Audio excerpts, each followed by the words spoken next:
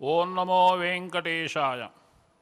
వాగీషాద్యాస్సు మనసః సర్వార్థానాముపక్రమే యం నత్వా కృతకృత్యాస్యుః తన్నమామి గజాననం.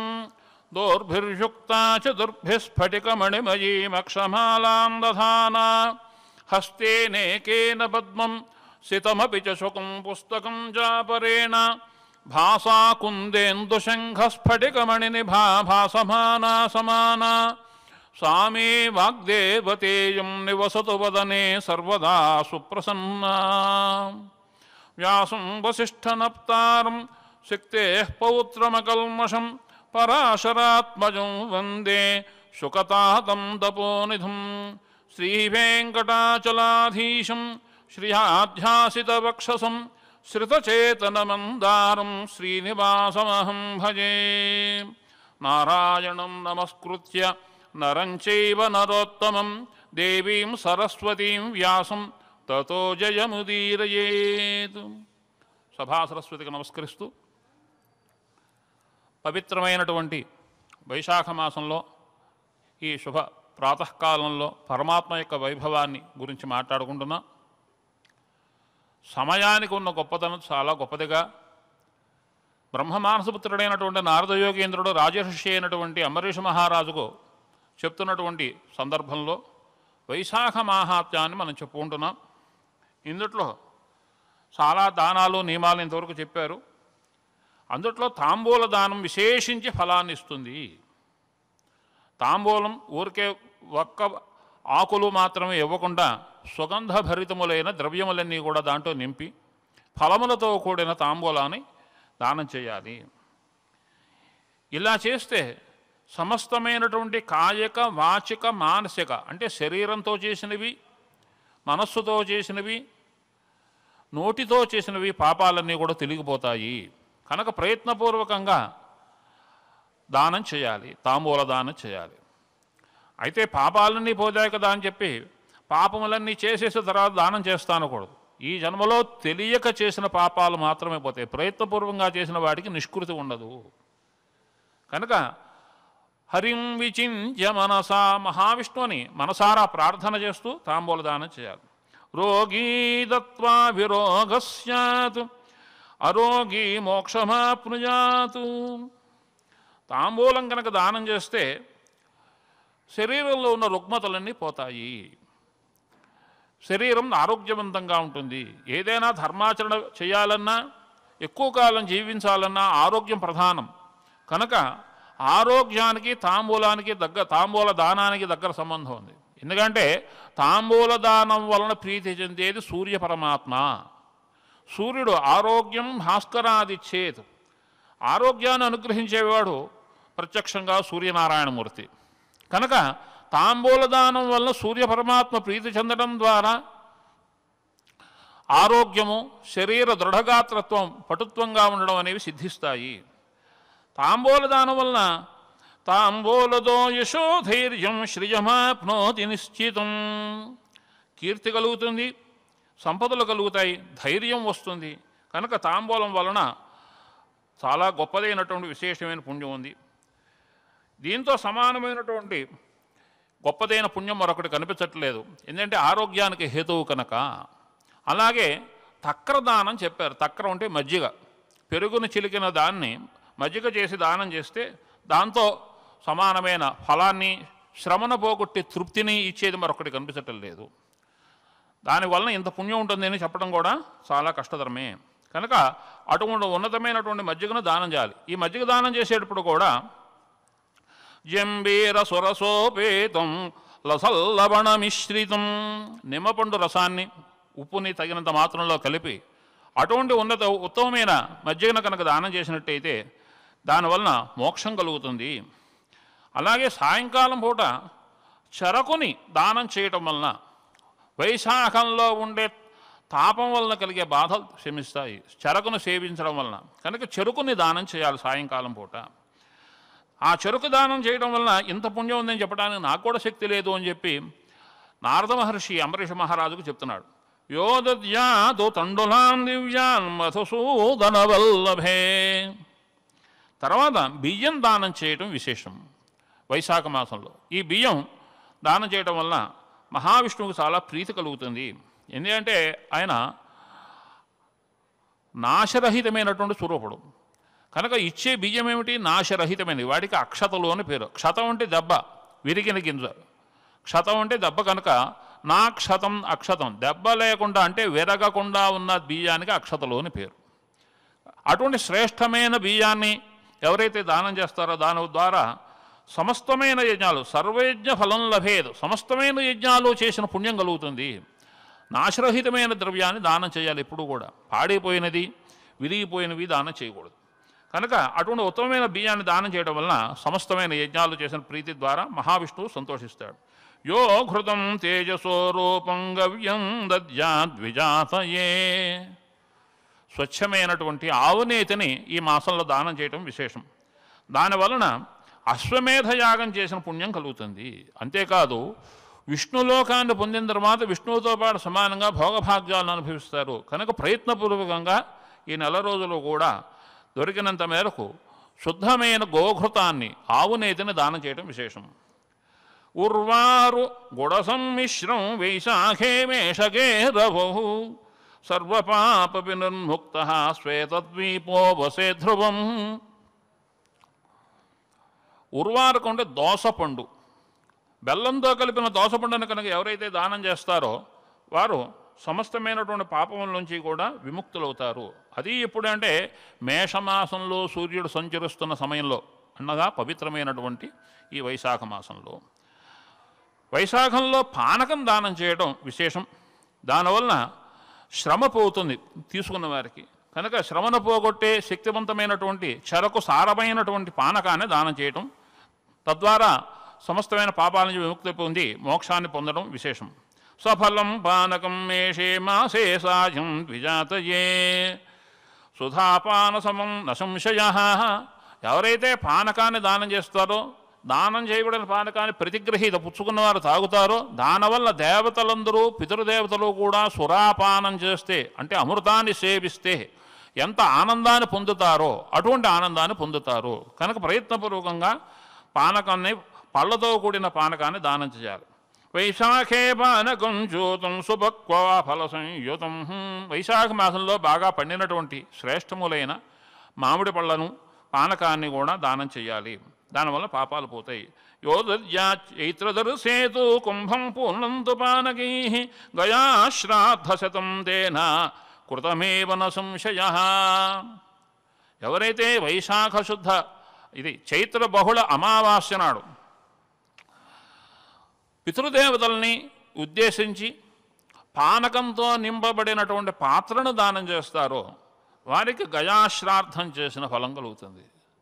గజకంత గొప్పతనం ఏమిటి అంటే, గయాసురుడు అనేవాడు ఒక రాక్షసుడు. అతడు మహావిష్ణువు గురించి తపస్సు చేశారు. వాని తపస్సును భంగపరచడం కోసం దేవతలు అనేకములైన ప్రయత్నాలు చేశారు. వారి శరీరమే యజ్ఞవేదికగా చేసి శరీరం మీద యజ్ఞం చేశారు. కదలకుండా ఉండమని చెప్పారు. ఎన్ని చేశారు.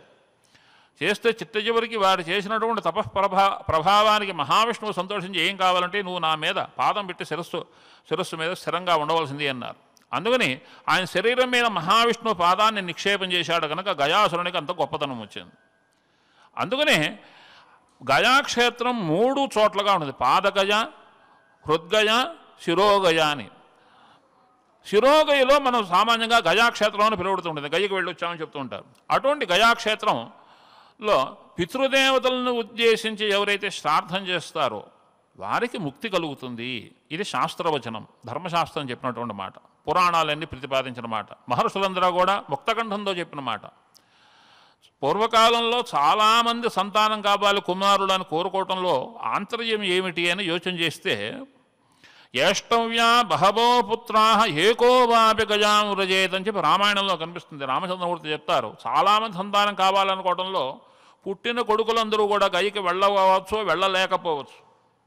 ఏ ఒక్క కుమారుడైనా గయ వెళ్ళి గయలో పితృదేవతలను ఉద్దేశించి శ్రాద్ధం చేస్తే ఆ పుణ్యప్రభావం చేత ఆ పితృదేవతలందరికీ కూడా ఉత్తమమైనటువంటి మోక్షం కలుగుతుంది. కనుక ప్రయత్నపూర్వకంగా గయాశ్రాద్ధం చెయ్యాలి. అంతేకాదు పుత్రుడు అని అనిపించుకోవటానికి 3 లక్షణాలు చెప్పారు. జీవతోర్వాక్యకరణాత్, బతికుండగా తల్లిదండ్రులు చెప్పిన మాటకి ఎదురు చెప్పకుండా వారిని ఆనందపరచడం మొట్టమొదటి లక్షణం. జీవతోర్వాక్యకరణాత్ ప్రత్యబ్దం భూరి భోజనాత్, వారు గతించిన అనంతరం వారి యొక్క తిథి రోజున చేయగలిగినంత అన్నదానం విరివిగా చేయడం, వారిని ఉద్దేశించి పితృదేవతలను ఉద్దేశించి అన్నార్థులైన వారందరికీ కూడా అన్న సంతర్పణ చేయడం విశేషం. గయాయాం పిండదానాచ్చ, గయాక్షేత్రం వెళ్ళి అక్కడ చక్కగా సంవత్సరానంతరం వారు గతించిన సంవత్సరం తర్వాత గయకు వెళ్ళి గయలో గయాశ్రార్థం చేస్తే దానివల్ల పితృదేవతలందరికీ ముక్తి వస్తుంది. ప్రతినిత్యము ప్రతి ఆబ్దీకానికి వెళ్ళలేని వారు ఎక్కడ పితృదేవతలను ఉద్దేశించి ఆరాధన చేస్తారో, పితృదేవత పూజ చేస్తారో, చేసే చోటల్లా గయేయం గయేయం అని స్మరిస్తేనే అక్కడ ముక్తి కలుగుతుంది.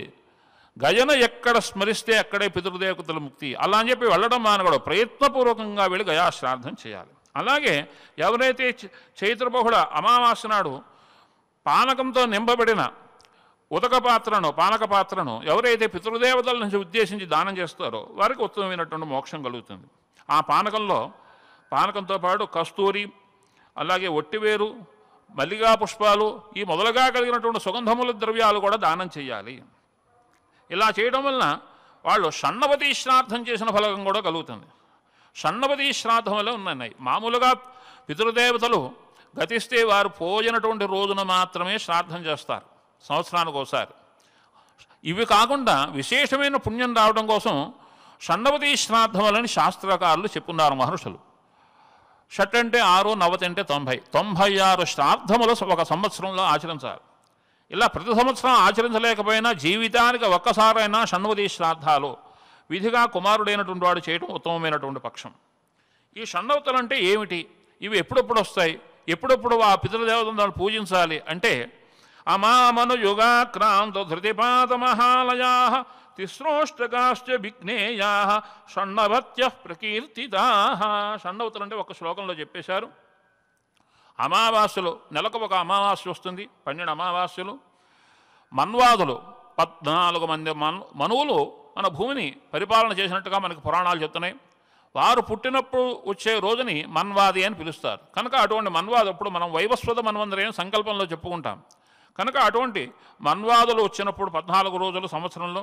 అలాగే యుగాదులు, కృతయుగాది, త్రేతాయుగాది, ద్వాపర యుగాది, కలియుగాది, మనం ఉగాది జరుపుకుంటాం. అలాగే యుగాదులు 4 యుగాదులు ఉన్నాయి, 4 యుగాలకి కూడా వచ్చే రోజులు 4 రోజులు.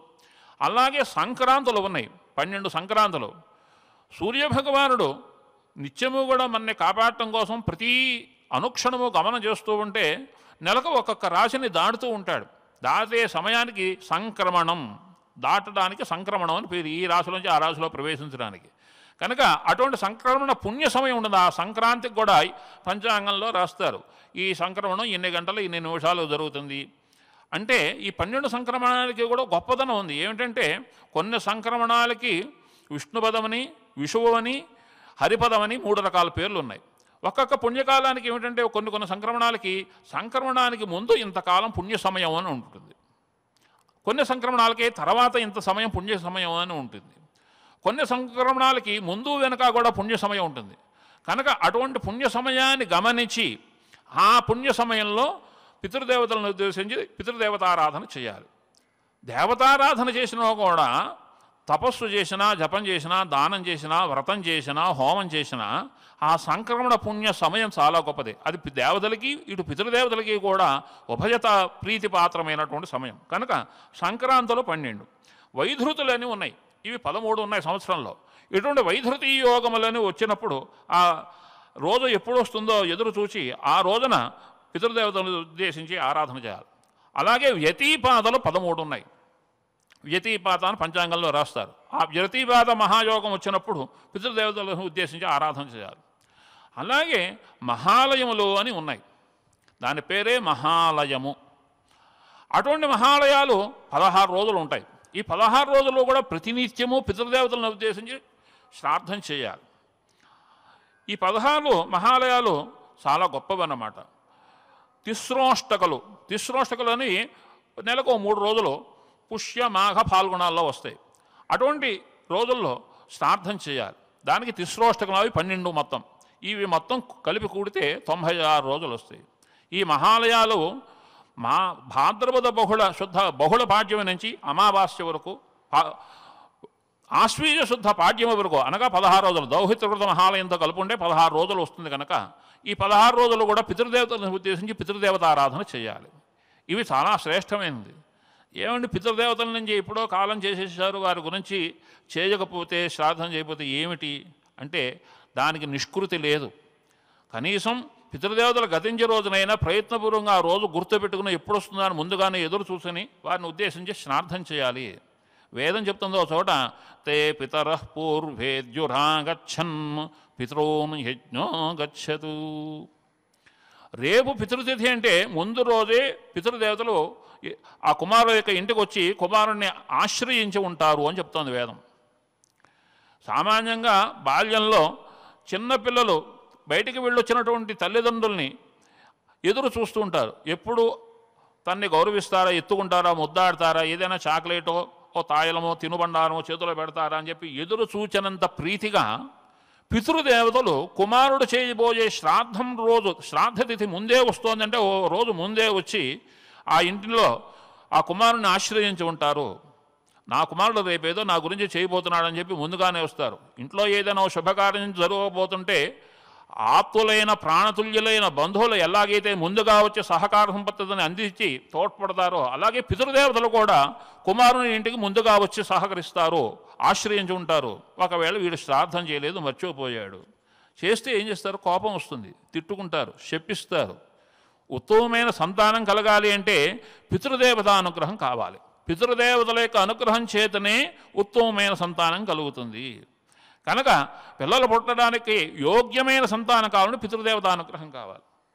అందుకోసం పితృదేవతలకి అనుక్షణము దేవతలనైనా పొరపాటును విస్మరించవచ్చేమో కానీ పితృదేవతలను అస్సలు విస్మరించకూడదు అని చెప్పి శ్రాద్ధం అంటే దేవతలు మర్చిపోమని పూజలు మానేమని అర్థం కాదు. ఇక్కడ పొరపాటును మర్చిపోయినా పర్వాలేదు కానీ పితృదేవతారాధన విస్మరిస్తే మాత్రం దానికి నిష్కృతి లేదు. ఆ వచ్చే పాపానికి ఇంత అని చెప్పడానికి లేదు, అంత భయంకరమైన పాపం అది.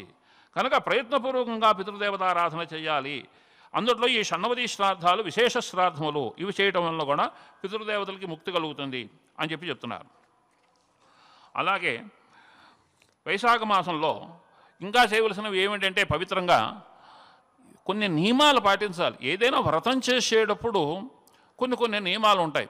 ఏకాదశి ఉపవాసం ఉంటాం, అమావాస్య లేదా పితృదశలు ఏకభుక్తమే చేయాలి. అవాడ 2 పూటల ఆహారం తీసుకోకూడదు. శరీరం ఉండలేకపోతే, శరీరం పడిపోతుంది అనుకుంటే 2వ పూట శరీరం నిలవటానికి ఎంతవరకు అవసరమో ఆహారం అటువంటివి తేలికైనటువంటి ఆహారముల ద్రవ రూపంలోనూ, అది కూడా చాలకపోతే అప్పుడు ఘన రూపంలోనూ తీసుకోవాలని తప్ప ఏమీ తినకుండా ఉండడమే ఉత్తమమైనటువంటి పక్షం.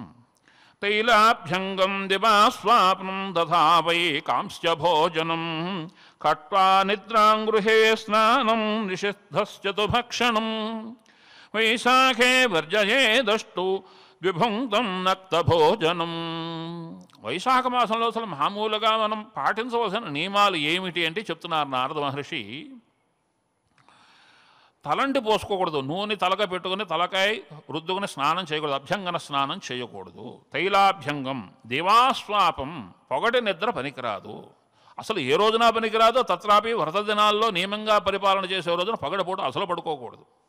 ఎందుకంటే కర్మసాక్షి అయిన పరమాత్మ భక్తులను అనుగ్రహించడం కోసం పగలంతా ఆయన కష్టపడి సంచారం చేస్తుంటే ఆ సమయంలో ఎవరు నిద్రిస్తారో వారు పాపాన్ని పొందుతున్నారు. కనుక దివాస్వాప నిషిద్ధం, వ్రతాచరణ చేసేవారికి విశేషించి నిషిద్ధం. తథావై కాంస్య భోజనం, కంచు పాత్రలో పూర్వకాలం భోజనం చేసేవారు. కంచు అనేది ఒక లోహం, ఇత్తడి రాగి లాగానే వెండి బంగారం లాగానే కంచు కూడా ఒక ఉత్తమమైనటువంటి లోహం, ధాతువు. దాంతో ఏర్పరిచినటువంటి భోజన పాత్రలో భోజనం చేసేవారు. వ్రత దినాల్లో కాంస్య పాత్ర భోజనం నిషిద్ధం. మామూలుగా కంచు పాత్రలో భోజనం చేయడం వల్ల ఔషధీ గుణాల నుండి శరీరం పుష్టివర్ధకమవుతుంది. పెరుగు కానీ, నెయ్యి కానీ, తేనె కానీ ఇటువంటి మధుర పదార్థాలు కంచుకు తగిలితే దాంట్లో ఔషధీ గుణాలు పెరిగి శరీరం దృఢతరమవుతుంది. కనుక కంచు పాత్రలోనే పూర్వం ప్రయత్నపూర్వకంగా భోజనం చేసేవారు. అటువంటి శరీరానికి బలాన్ని చేకూర్చే కంచు పాత్రలో భోజనం చేయటం అనేది వ్రత దినాల్లో నిషిద్ధం. వ్రత దినాల్లో అటువంటి విపరీతమైన శక్తినిచ్చే లోహాలతో నిర్మితమైన పాత్రలు భోజన పాత్రలో భోజనం చేయకూడదు, పత్ర భోజనం చేయాలి. కట్వా నిద్రాం, శరీరంలో పటుత్వం ఉన్నంతవరకే ధర్మాచరణ చేయాలి.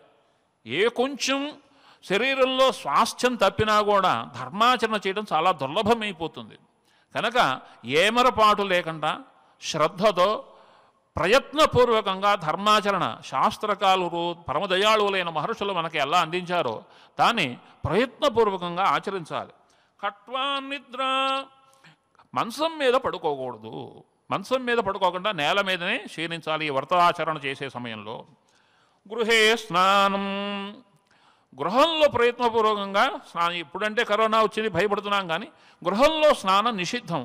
వారం రోజులు గృహంలో నీతంగా కనుక ఎవరైతే స్నానం చేస్తారో వారు ప్రాయశ్చిత్తం చేసుకోమని కనిపిస్తుంది ధర్మశాస్త్రంలో. కనుక ప్రయత్నపూర్వకంగా వారానికి 7 రోజులు దాటేలోపే ప్రయత్నపూర్వకంగా దేవఖాతములు అంటే పుష్కరణలో, చెరువులో, కోనేరులో, బావులో, సముద్రాలో, నదులో ఉంటే అక్కడికి వెళ్ళి ప్రయత్నపూర్వకంగా ఆ పర్వదినాలను అనుసరించి స్నానం చేయాలి. కనుక వరుసగా 7 రోజులు భాండ స్నానం, ఇంట్లో ఉన్న నిలవబెట్టిన నీళ్లతో, ఓ పాత్రలో పట్టుకున్న నీళ్లతో స్నానం చేయకూడదు. విశేషించి ఇటువంటి పవిత్రమైనటువంటి వైశాఖ మాసంలో పాత్ర స్నానం నిషిద్ధం. గృహే స్నానం, గృహంలో స్నానం చేయడం నిషిద్ధం. వైశాఖే వర్జయేది అష్టౌ భుక్తం ద్విభుక్తం, పగటిపూటన 2 సార్లు అన్నం తినకూడదు. పగటిపూట ఒకసారే భోజనం చేయాలి. కనుక దానికి తగినట్టుగానే అన్న పదార్థాన్ని ఒక పూటే తీసుకుంటూ నీతంగా మహావిష్ణువుని స్మరిస్తూ ఉండాలి. నక్త భోజనం, రాత్రిపూట అన్నం తినకూడదు. రాత్రిపూట పగలు రాత్రి అన్నం తింటామంటే అది వ్రతాచరణ చేసేవారికి నిషిద్ధం. ఇలాగా ఈ 8 విధాలైనటువంటి చేయవలసిన నియమావళన్నీ కూడా నారద మహర్షి వైశాఖ మాసంలో ఎంత కట్టుదిట్టంగా ఉండాలి అనే విషయాన్ని చక్కగా స్వామి వర్ణిస్తున్నారు. పద్మపత్రేతు యో భుంక్తే వైశాఖే వ్రత సంస్థిత సతు పాప వినిర్ముక్తో విష్ణులోకం సగచ్చతి. భోజనం చేయటానికి ఉత్తమమైన పాత్రలు చెప్పారు మనం మహర్షులు. పాలాసం పద్మపత్రంచ అని చెప్పి, తామరాకు మంచిది, తామరాకులో భోజనం చేయడం విశేషమైన పుణ్యాన్ని ఇస్తుంది. లేదా మోదుగాకులో యోగ్యత ఉన్నటువంటి వాళ్ళు, అర్హులైనటువంటి వాళ్ళు మోదుగాకులో తినడం మంచిది. లేదా ఏదైనా దొరికిన అరిటాకో, మామూలుగా ఏదైనా విస్తనాకులో తినడం విశేషమైనటువంటి పుణ్యాన్ని ఇస్తుంది. ఎవరైతే అలా చేయకుండా వేరే లోహపాత్రల్లో తింటారో వారికి వ్రతాచరణ చేసిన ఫలం రాదు. కనుక సతుపాప వినిర్ముక్త విష్ణులోకం సగచ్చతి. ఎవరైతే నిహితంగా పద్మపత్రంలోనే భోజనం చేస్తారో ఈ 4 రోజులు కూడా వారికి వైకుంఠ ప్రాప్తి కలుగుతుంది. తినే ద్రవ్యాన్ని హోమబుద్ధితో తినాలి. మనం ఏది తిన్నా కూడా, ఏ ద్రవ్యం నోట్లో వేసుకున్నా, ఏది తాగినా దాన్ని నివేదనా భావనతో ముందుగా పరమాత్మక మనస్సులో సమర్పించి స్వామి యొక్క ప్రసాదంగా భావించి మాత్రమే దాన్ని తినడమో తాగడమో చేయాలి. ఇష్టం వచ్చినట్టుగా వెంటనే దొరికింది కదా నోట్లో వేసుకుంటే పాపం అవుతుంది. చౌర్యం చేసిన పాపం వస్తుంది, దొంగతనం చేసిన పాపం వస్తుంది. ఎందుకంటే ఈ ద్రవ్యములన్నీ సృష్టించిన వాడు పరమాత్మ. అదేంటో మేము కష్టపడి కొనుక్కున్నాం, అక్కడి నుంచి తెచ్చుకున్నాం, ఇంత శ్రమపడి అనుకుంటాం. కానీ మనం తెచ్చుకోవడానికి ముందే అక్కడ ఆ వస్తువు పుట్టింది అంటే, ఉత్పత్తి అయిందంటే పరమాత్మలో ఉత్పత్తి అయింది. కనుక పరమాత్మ చేత సృజించబడినటువంటి ద్రవ్యం స్వామి నీ యొక్క ప్రసాదం, నీ అనుగ్రహం చేత లబ్ధమైన దాన్ని నేను తింటున్నానని ఒకసారి చెప్పకపోతే వాడు దొంగతో సమానం. కనుక తినే ప్రతి వస్తువుని తినే ముందు ఒకసారి మనస్సులో కృష్ణుడు తిన్నాడు, నారాయణమూర్తి తిన్నాడు, నేను ఆ ప్రసాదం తింటున్నానే భావనతో తింటే, యజ్ఞప్రసాదం తింటే ఎంత పుణ్యం వస్తుందో మనం తినే ప్రతి ఆహారం వలన అటువంటి ఉత్తమమైన పుణ్యం కలుగుతుంది. కనుక వ్రతాచరణ చేసేప్పుడు విశేషించి ఏది తిన్నా ఏది తాగినా కూడా అది మహావిష్ణువుకి నివేదన చేసి, లేదా ఇష్టమైన తన ఇష్టదేవతకు నివేదన చేసి ఆ ప్రసాదాన్ని మాత్రమే తినాలి. ఏది పడితే ఆ ద్రవ్యాన్ని నోట్లో వేసుకోకూడదు. ఇలా కనుక చేస్తే వారు విష్ణులోకాన్ని పొందుతారు. నివేదన చేయకుండా ఏ పదార్థము కూడా అసలు ముట్టుకోకూడదు. మంచినీళ్ళు తాగని. అన్నం బ్రహ్మ రసో విష్ణు భోక్తా దేవో మహేశ్వర. తినబడే అన్న పదార్థం బ్రహ్మ పదార్థము అంటే మనలో శక్తిని పుట్టిస్తోంది అది. కనుక బ్రహ్మస్వరూపము అని భావన చేయాలి. రసో విష్ణు, ఆ పదార్థంలో రసభూతమైన ద్రవ్యమైతే ఏందో అదంతా కూడా విష్ణు స్వరూపం. అనగా నీళ్లు, రసము, మజ్జిగ మొదలుగా కలిగిన ద్రవ పదార్థములన్నీ కూడా విష్ణువు యొక్క స్వరూపంగా భావన చేయాలి. మరి తినేవాడు ఎవరు? తినేవాడు సాక్షాత్ పరమశివునిగా భావన. నేను తింటున్నా అని తింటే అది శరీరానికి మాత్రమే చెందుతుంది. పరమశివుడు తింటున్నాడు అని చెప్పి ఎవరైతే భావన చేసి తింటారో వారు యజ్ఞం చేసిన పుణ్యం కలుగుతుంది. వారు శరీర రక్షణ కోసం ఆహారం తిన్నప్పటికీ కూడా వారు యజ్ఞం చేస్తే ఎటువంటి ఉన్నతమైన పుణ్యం కలుగుతుందో అటువంటి ఉన్నతమైనటువంటి పుణ్యం కలుగుతుంది. ఇదే చెప్తారు, పుణ్యం సంపాదించాలంటే మనస్సు పెడితే అప్రయత్నంగా ఎక్కువ పుణ్యాన్ని సంపాదించవచ్చు అని చెప్తారు మహర్షులు.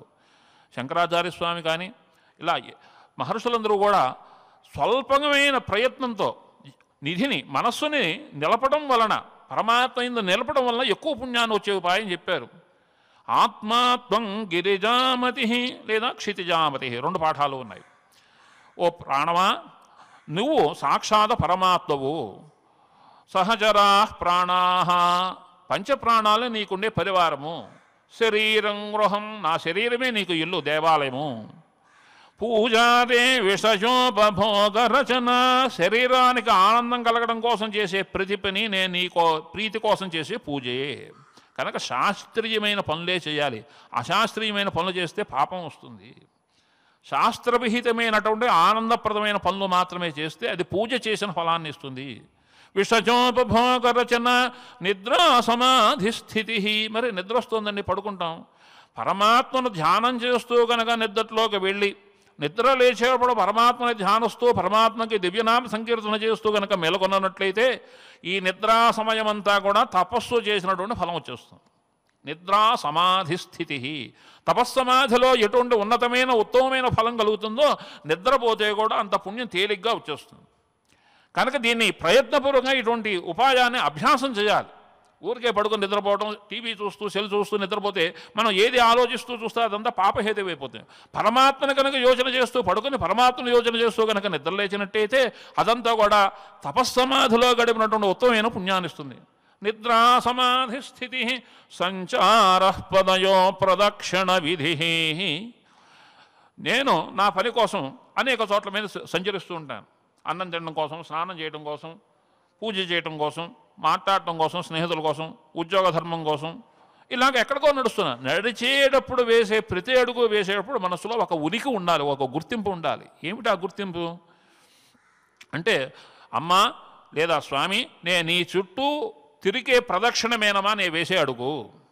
నడుస్తున్నాడు ఊరికే అడుగులు వేయట్లేదు, నీ చుట్టూ ప్రదక్షిణం చేస్తున్నా అనే స్పృహతో కనుక నడిచినట్టయితే వేసిన ప్రతి అడుగు ప్రదక్షిణం చేస్తే ఎంత పుణ్యం వస్తుందో అటువంటి ఉత్తమమైన పుణ్యం వస్తుంది. సంచార పదయో ప్రదక్షిణ విధి. ప్రదక్షిణ చేస్తే ఏమొస్తుందండి పుణ్యం?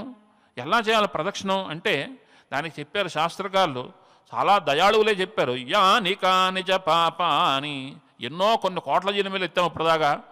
చేసినప్పుడు పుణ్యాలతో పాటు పాపాలు కూడా అమితంగా చేసేసాం.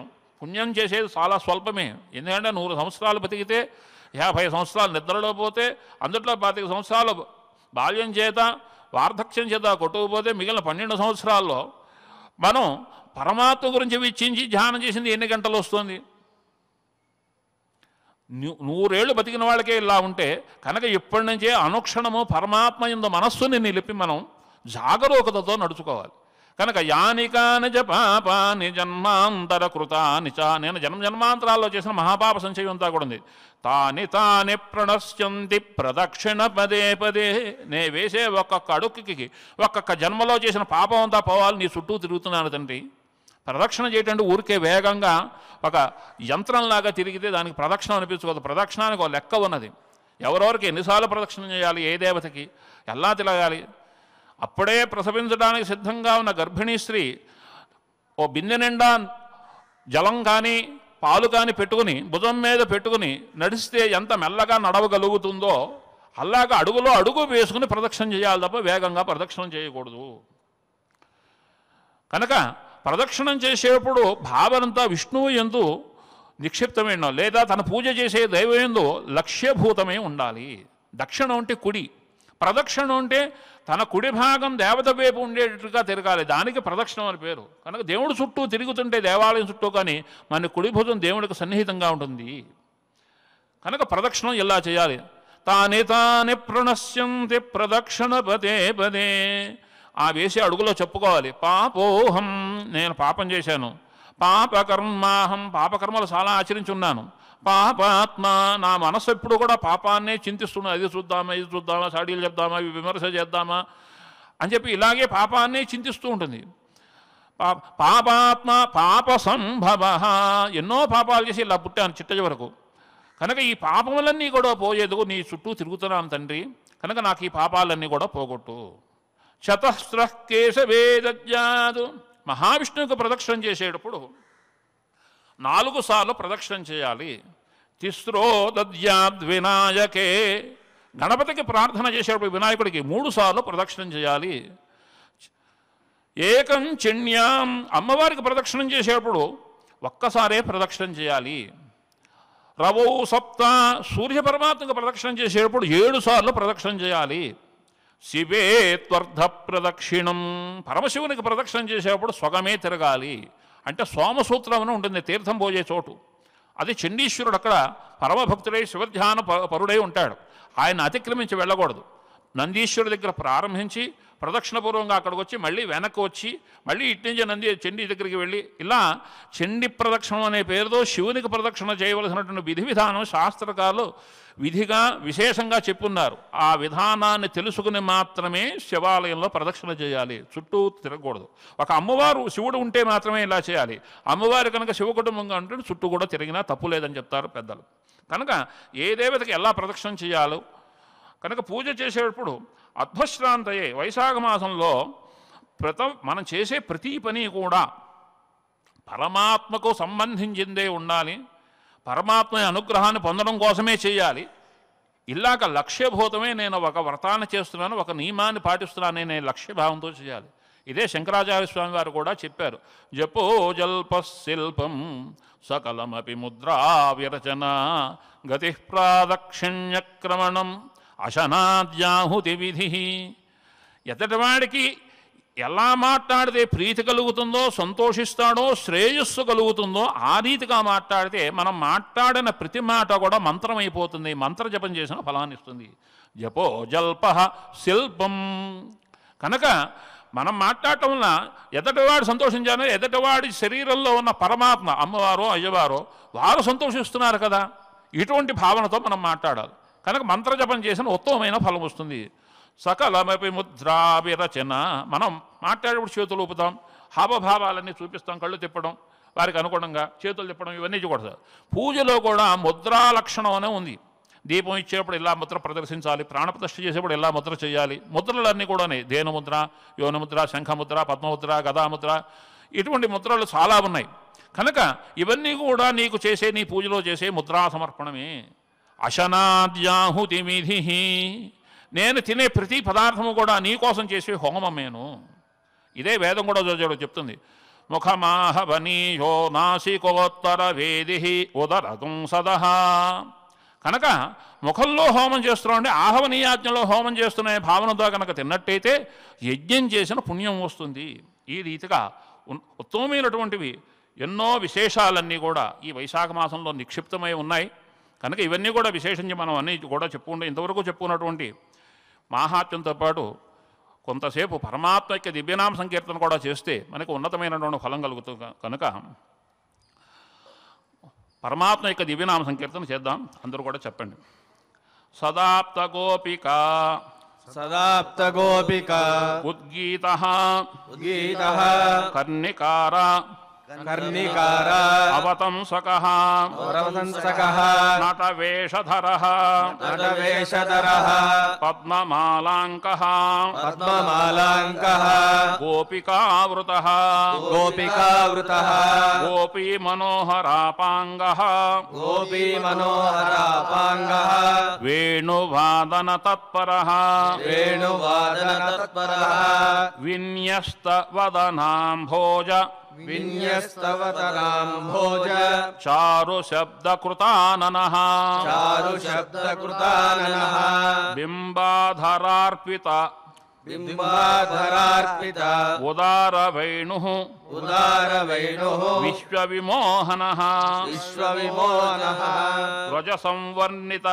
వజసంవర్ణిత శ్రావ్యవేణునాదః శ్రావ్యవేణునాదః శృతిప్రియః శృతిప్రియః గోగోప గోగోప గోపీజనేప్సుః గోపీజనేప్సుః బ్రహ్మాది ब्रह्मादि अभिवन्दितः अभिवन्दितः गीतस्नुति गीतस्मृति सरित्पूरः सरित्पूरः नादनर्तित नादनर्तित बर्हिणः बर्हिणः रागपल्लवितस्थाणुः रागपल्लवितस्थाणुः गीतानमितपादपः गीतानमितपादपः विस्मारित विस्मारित तृणग्रासः तृणग्रासः मृगो मृगविलोभितः मृगो मृगविलोपितः व्याघ्रादि व्याघ्रादि हिंस्रसहजैः सहजवैः हिंससहजवैः आहर्ता आहर्ता सुगायनः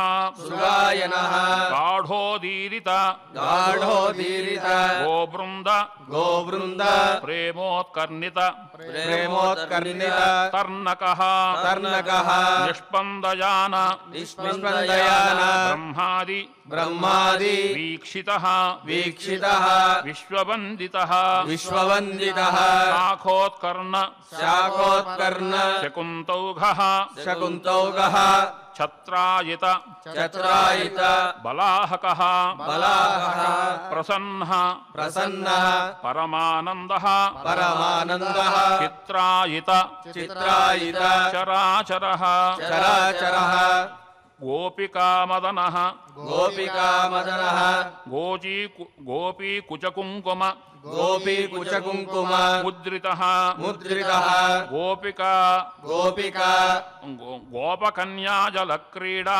गोपकन्या जलक्रीडा हृष्टः हृष्टः गोप्यंशुकापहृतु गोप्यंशुकाभृहतो स्कन्धारोपित सङ्गारोपित गोपस्रक् गोपस्रगो वासाः वासाः कुन्दनिभस्मितः कुन्दनिभस्मितः गोपीनेत्र गोपीनेत्र उत्पलशशी उत्पलशशी गोपिका गोपिका याचितांशुकः याचितांशुकः गोपी नमस्क्रिया गोपी नमस्क्रिया आदेष्ट यादेष्ट गोप्येक गोप्येक करवन्दितः करवन्दितः गोप्यञ्जलि गोप्यञ्जलि विशेषार्थी विशेषार्थी गोपक्रीडा गोपक्रीडा विलोभितः विलोभितः शान्तवासः शान्तवासः स्फुरद्गोपी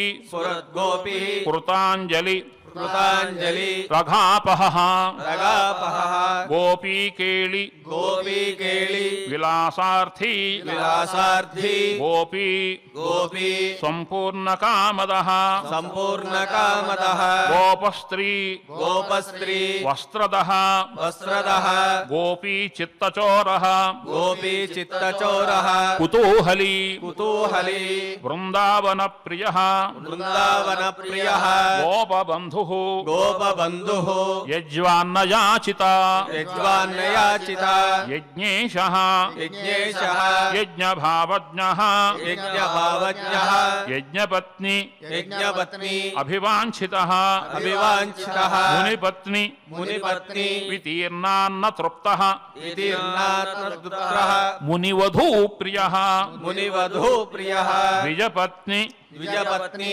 अभिभावज्ञः अभिभावज्ञः द्विजपत्नी द्विजपत्नी वरप्रदः वरप्रदः पतिरुद्धसती मोक्षप्रदः प्रतिरुद्धसति मोक्षप्रदः द्विजविमोहिता द्विजविमोहितः मुनिज्ञानप्रदः मुनिज्ञानप्रदः यज्वस्तुतः यज्ञस्तुतः వాసవయాగవితు వాసవయాగవితు. ఇంతవరకు మనం చేసిన సంకీర్తనలో కానీ ప్రవచనంలో కానీ దొర్లిన అపరాధములను వర్ణించమని క్షమా ప్రార్థన చేద్దాం. యదక్షరపదభ్రష్టం యదక్షరపదభ్రష్టం మాత్రాహీనం చ యద్భవేత్ మాత్రాహీనం చ యద్భవేత్ తత్సర్వం క్షమ్యతాం దేవ తత్సర్వం క్షమ్యతాం దేవ. నారాయణ నమోస్తుతే. నారాయణ నమోస్తుతే. అథ భగవత్సమర్పణం అథ భగవత్సమర్పణం కాయేన వాచా మనసేంద్రియైర్వా కాయేన వాచా वाचा मनसेन्द्रिये वा बुद्ध्यात्मना वा प्रकृते स्वभावात् बुद्ध्यात्मना वा प्रकृते स्वभावात् करोमि यद्यत् सकलं परस्मै करोमि यद्यत् सकलं परस्मै नारायणायेति समर्पयामि नारायणायेति समर्पयामि अधमङ्गलम् अधमङ्गलम् श्रियः कान्ताय कल्याणनिधये निधयेऽर्थिनाम् श्रियकान्ताय कल्याणनिधये निधयेऽर्थिनाम् श्रीवेङ्कटनिवासाय श्रीनिवासाय मङ्गलम् श्रीवेङ्कटनिवासाय श्रीनिवासाय मङ्गलम्